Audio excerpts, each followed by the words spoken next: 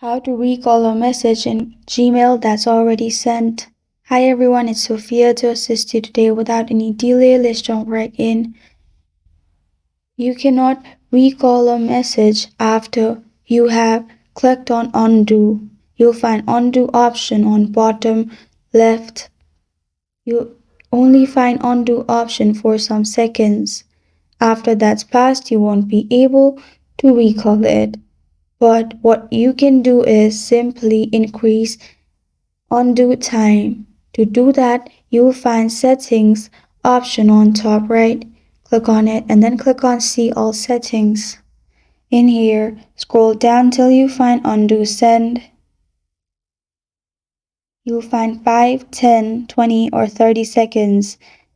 Make it to 30 seconds and your undo time will be more.